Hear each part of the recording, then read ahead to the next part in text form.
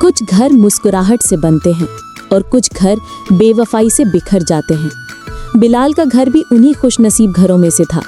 हर सुबह बच्चों की खिलखिलाती हंसी से घर जागता था, शाम को फैमिली डिनर की खुशबू फैलती और दरमियान में सना की वो नर्म मुस्कुराहट जिसे देखकर लगता था कि जिंदगी के सारे रंग, सारी राहतें इसी एक छत के नीचे उतर आई हैं।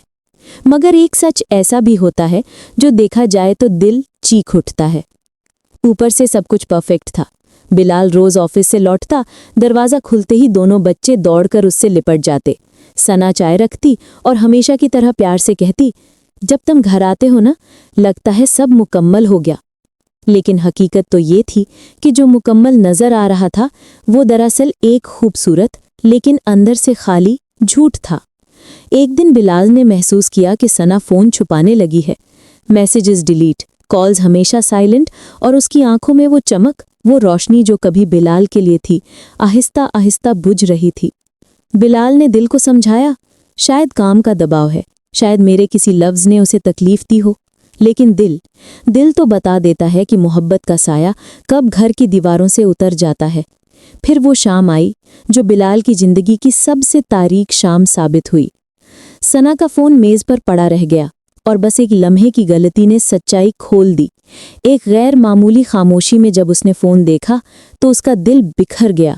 चैट्स, कॉल्स, तस्वीरें, मुलाकातों के प्लान, हर लफ्ज़, हर लाइन चीख चीख कर बता रही थी कि सना की पूरी कहानी अब किसी और के साथ लिखी जा रही है।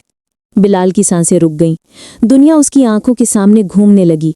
खामोशी तोड़ते हुए उसने रोकर नहीं बल्कि पूरी इज्जत से पूछा, तुम्हें कोई तकलीफ थी? तुमने मुझसे बात क्यों नहीं की? हम सब ठीक कर लेते, मिलकर संभाल लेते। मगर सना के लहजे में वो बर्फ थी जिसे कोई पिघला नहीं सकता।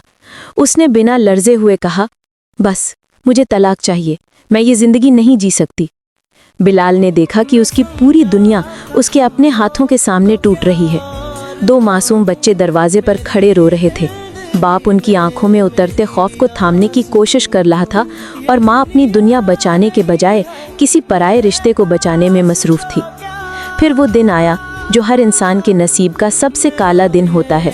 सना ऑफिस गई लेकिन उस दिन वो घर वापस नहीं आई। वो उस आदमी के साथ भाग चुकी थी। घर में ऐसी खामोशी गिरी कि दीवारें भी रो पड़ती।